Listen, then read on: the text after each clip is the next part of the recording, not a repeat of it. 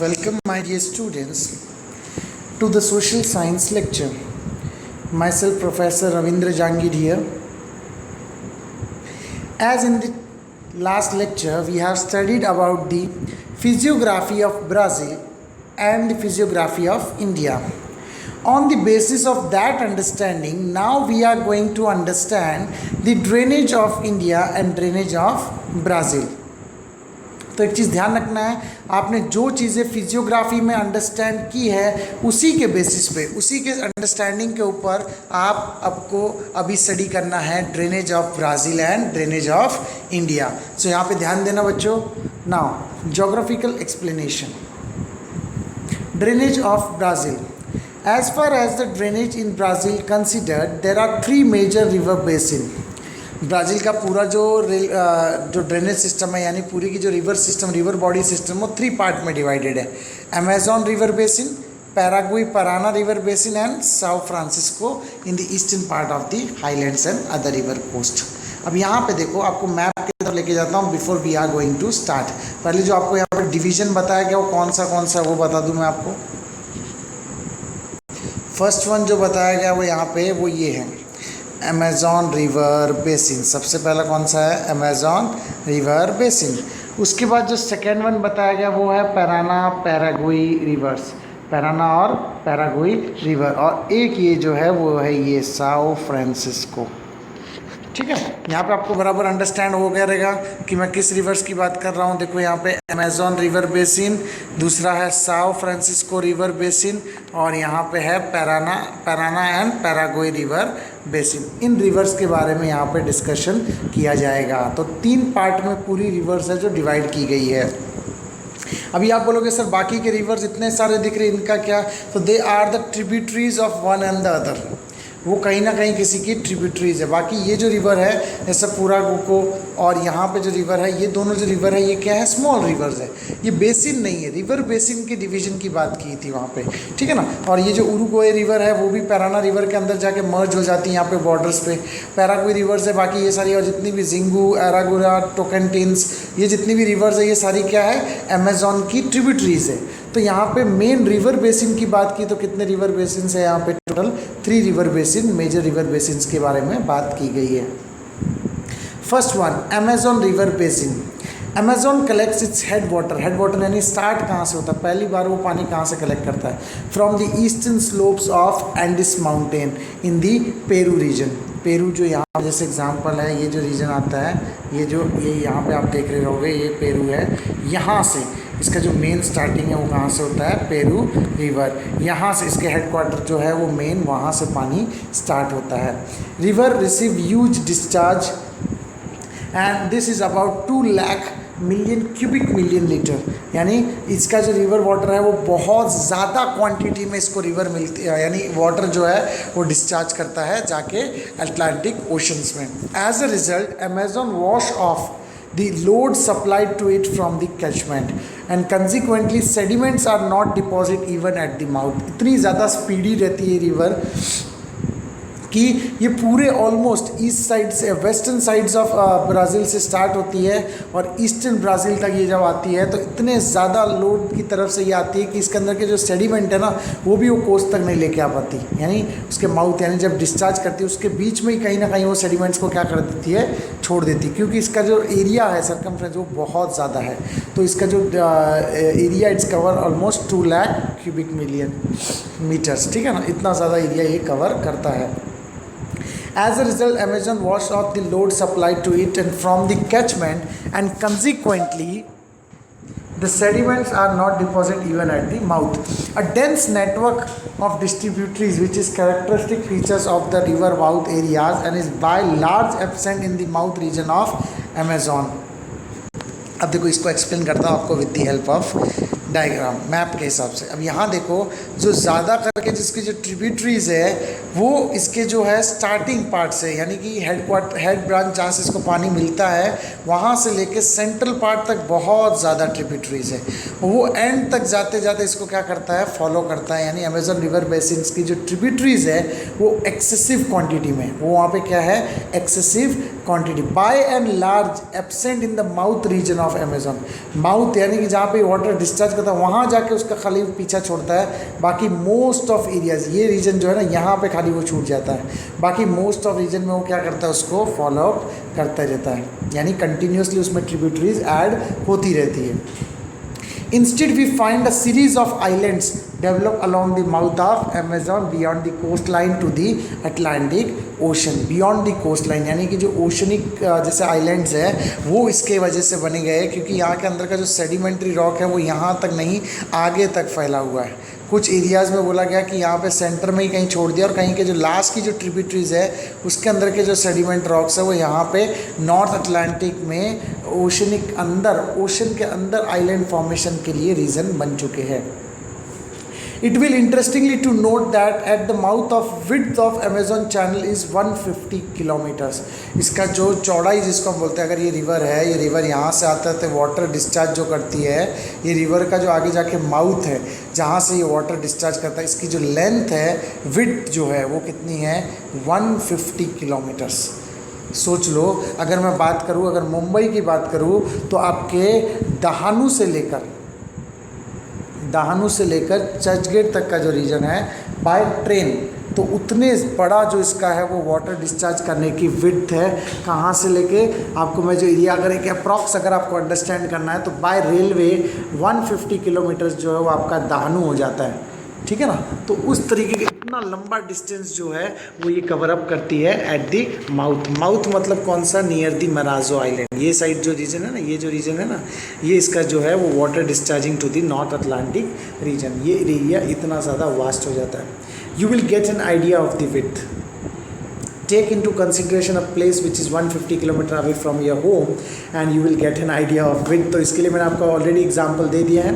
Most of the course of the Amazon river is suitable for the navigation. Navigation का मतलब क्या है, यानी कि जैसे इससे जो डायरेक्शन पता लगाने के लिए है, तो ये चीज़ें यहाँ पे ज़्यादा करके सुटेबल है। और इसके अंदर से चीज़ों को, यानी कुछ मूवमेंट अपवर्ड, जैसे एग्जांपल वाटर ट्रांसपोर्ट हो, तो वो सारी चीज़ों के लिए ज़्यादा करके एरिया क्या है, सुटेबल है, क्योंकि इसकी डेप्थ भी अच्छी है और यहाँ पे जो फ्लो है वो कंटिन्यूस फ्लो रहता है। इसके कारण नेविगेशन के लिए भी बहुत ज़्यादा यूज़फुल होता है। Second river basin is the Paraguay and Parana river system, which is to the southwestern side, पहली बात तो ये साउथ हो गया, और ये साइड कौन सा हो गया, वेस्टर्न। तो ये इस रीजन में आता है, इसके लिए इसको क्या कहते हैं, साउथ वेस्ट रीजन। तो ज़्यादा करके पैरागुई पैराना रिवर के जो रिवर्स है वो ज़्यादा करके साउथ वेस्टर्न रीजन में से होते हुए जाती है। This two rivers are located in the south western part of Brazil. Both the river forms the catchment of river Plata in Argentina. दोनों रिवर मिल के आगे एक नई रिवर बनाते हैं जिसका नाम क्या है, प्लेटा। और वो कौन से कॉन्टिनेंट के अंदर, यानी कौन से नए नेशन के अंदर जाती है आगे जाके। ये रिवर अगर आप देख सकते हो, पैराना जो है उरुग्वे के अंदर एडअप हो जाती है, और ये रीजन जो है वो कौन सा रिवर आता है, फॉर्मेशन प्लेटा। ये कौन सा रीजन फॉर्म करती है, प्लेटा। और एरिया कौन सा है, अर्जेंटीना, नेक्स्ट कंट्री है। This two rivers and the river Uruguay is extreme south of the highlands and collect their head water from the south portion of the highlands. Highlands यहाँ पे आते हैं, आपको मालूम है ब्राज़ील, ये जो आपका ब्राज़ीलियन हाईलैंड्स है वो इतने बड़े रीजन में है। तो ये जो ज़्यादा करके वाटर कैचमेंट है इसका जो कहाँ से आता है, दोनों रिवर्स का जो है वो कहाँ से आता है, हाईलैंड से। और कौन से आइलैंड के रीजन से, सदर्न पार्ट, यानी सदर्न पार्ट से वो क्या करता है, रिवर कैचमेंट क्रिएट होता है उसका। तो this two rivers and the Uruguay river is extreme south of the highlands, collect head water from the south portion of the highland. Now the last part, that is the São Francisco. It is the third important rivers of Brazil and the entire basin of the river is within the Brazil। इसका जो पूरा area है वो Brazil के अंदर से कहीं और दूसरे रीजन में जाता नहीं, जैसे उरुग्वे हो, पराना हो या फिर पैरागुई हो, ये जहाँ पे जाते हैं नेक्स्ट कंट्री में जाते हैं। और अमेजोन रिवर है उसका कुछ एरिया दूसरे कंट्री से होते हुए अमेजोन में आता है। तो उस तरीके से ये दोनों कंट्रीज़ की बाउंड्रीज भी शेयर की जाती है। लेकिन एक जो साओ फ्रांसिस्को रिवर है ये हाईलैंड से ही जनरेट होती है और ब्राज़ील में होते हुए सीधी नॉर्थ अटलांटिक में जाती है, दूसरे कोई कंट्री का पार्ट है नहीं। इसके लिए क्या कहा गया, it is the only entire basin of this river is with in the Brazil. ये सिर्फ ब्राज़ील के अंदर ही है, दूसरे कोई कंट्री के अंदर नहीं है। It occupy the eastern portion of the highland, eastern portion. Again वापस मैं आपको बता दूं, यहाँ पे ये जो रीजन है ये आपका हाईलैंड का रीजन था, ठीक है ना। यहाँ पे आपका ब्राज़ीलियन हाईलैंड आता है। तो ये रिवर्स जैसे पैराग्वे, पैराग्वे, ये कौन सी रिवर फॉर्म करते हैं, ये लोग का हेडवाटर कौन से साइड से जाता है, सदर्न पार्ट से। इनका कौन से पार्ट में था, सदर्न पार्ट। तो उस हिसाब से ये जो पार्ट है ये साओ फ्रांसिस्को जब लेके जाता है तो ये कौन सा पार्ट हो जाता है इसका, ईस्टर्न पार्ट हो जाता है। कौन सा पार्ट हो जाता है, ईस्टर्न। तो याद रखना, Sao Francisco take the head water from the eastern part of highland and the Parana and Paraguay it takes the from the southern part of the highland.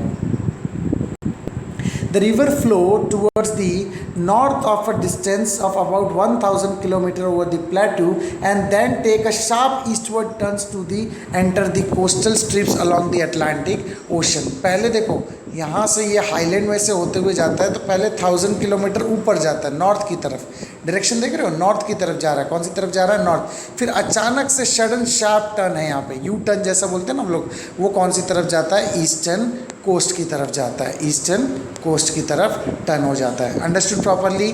वापस से बोलता हूँ, जो ब्राज़ीलियन हाईलैंड की तरफ से पहले जब ये रिवर स्टार्ट होती है तो पहले नॉर्थ मूवमेंट लेते हैं, फिर अचानक से सडन शार्प टर्न लेके ईस्ट की तरफ जाती है and they meet in the North Atlantic ocean. They meet in the North Atlantic ocean.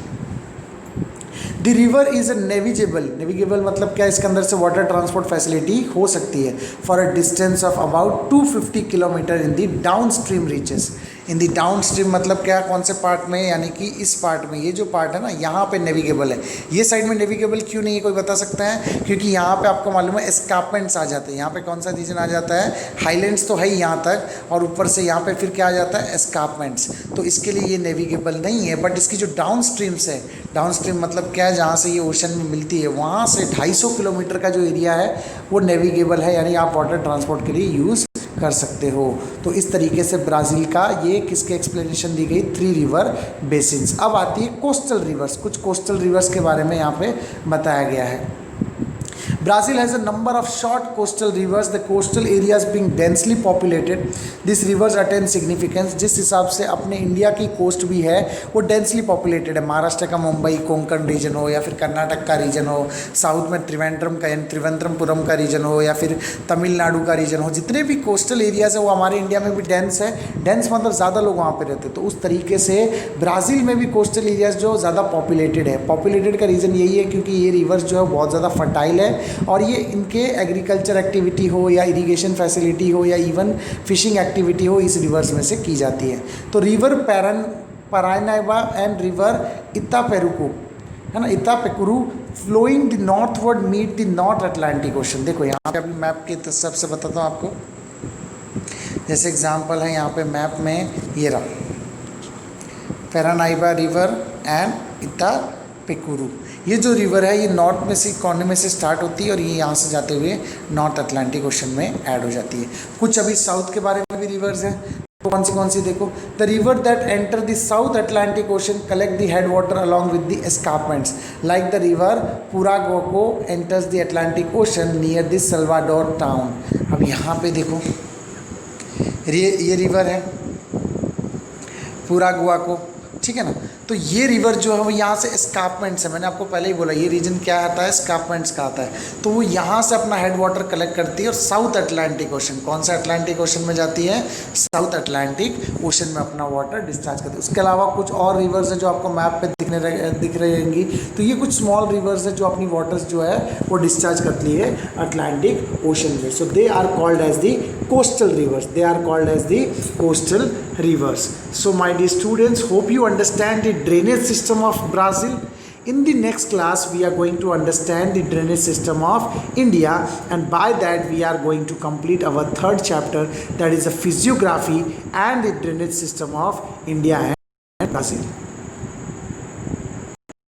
My dear students, ये वीडियो खास करके आपके लिए ऐड किया गया है जो नेट से लिया गया है ताकि आपको बेटर अंडरस्टैंडिंग हो इंडिया के ड्रेनेज सिस्टम की.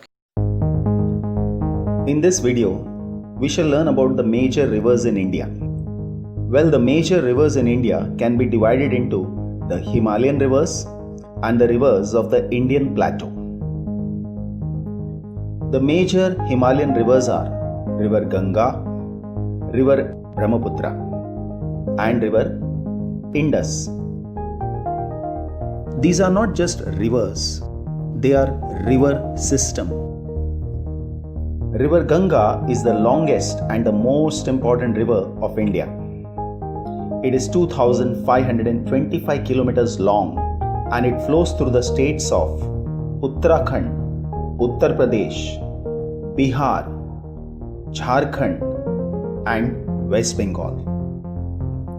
River Ganga is the most sacred river to Hindus.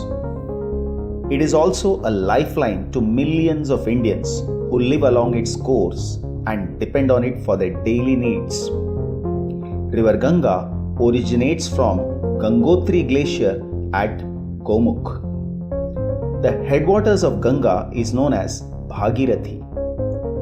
It joins river Alaknanda at Devprayag, and from here the river is known as Ganga. Yamuna is the second largest tributary of Ganga. River Yamuna originates at Yamunotri and joins Ganga at Allahabad. It is the longest river in India which does not directly flow into the sea.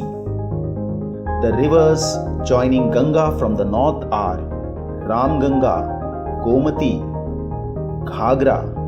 Rapti joins Ghagra, Gandak and Kosi. River Ghagra is the largest tributary of Ganga. The rivers joining Yamuna from the south are Chambal. Now, the tributaries of Chambal are Banas, Parbati and Kali Sindh. The other tributaries of Yamuna are River Sindh and Betwa. The tributary of Betwa is Dhassan. Then it is Ken and Tons. River Son joins River Ganga. The tributary of River Son are Rihand and Koyal. In West Bengal, River Ganga is joined by Mayurakshi and Damodar. Coming to the next river, River Indus. Well, the Indus River is 3,180 kilometers long and this makes it one of the longest rivers in Asia. The river originates in the western part of Tibet in the vicinity of Mount Kailash and Lake Mansarovar. The river passes through Jammu Kashmir and before joining Arabian Sea, it passes through Pakistan. It is the longest river and the national river of Pakistan. River Satluj is the largest tributary of River Indus. It originates from Rakshasthal Lake in Tibet. This river flows through the states of Himachal Pradesh, Punjab and joins River Indus in Pakistan. The tributaries of Indus are Jhelum, Chenab, Ravi, Beas. And in the northern part, the tributaries are Shyok, Gilgit and Jhaskar. The next important Himalayan river is the river Brahmaputra. River Brahmaputra is one of the major rivers of Asia which flows through China, India and Bangladesh. This river is 3,848 kilometers long. River Brahmaputra is also called Sangpo in Tibet. It originates on the Chimangyongdung Glacier located on the northern side of the Himalayas in Burang County of Tibet.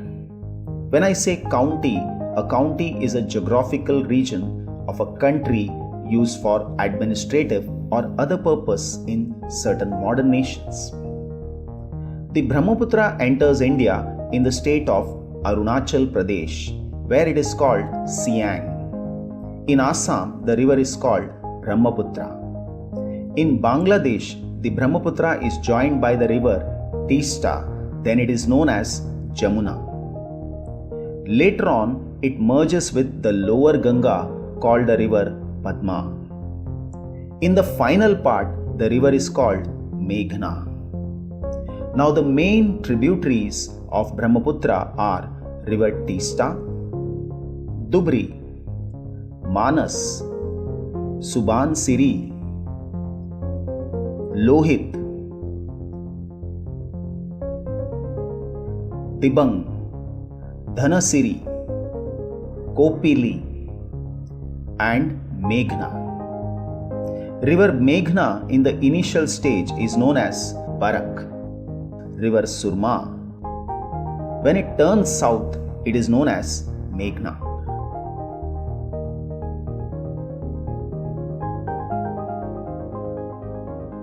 The important rivers of the Indian plateau are Mahanadi, Godavari, Krishna, Kaveri, Narmada and Tapi.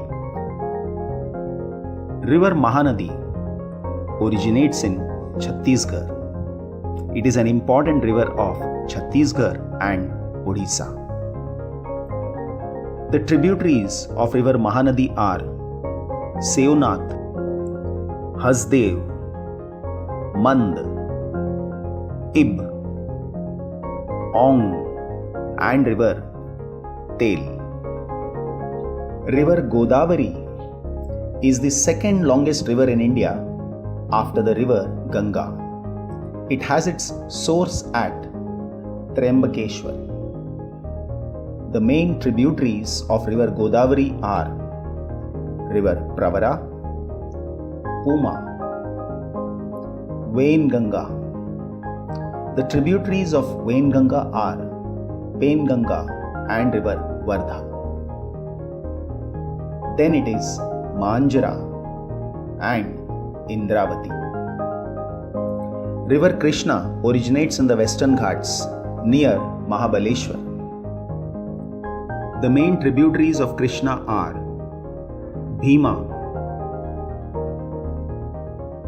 Tungabhadra, Ghatprabha and Malaprabha. Then it is River Pennar,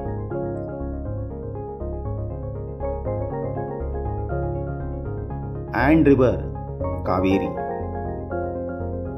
The two important westward flowing rivers of India are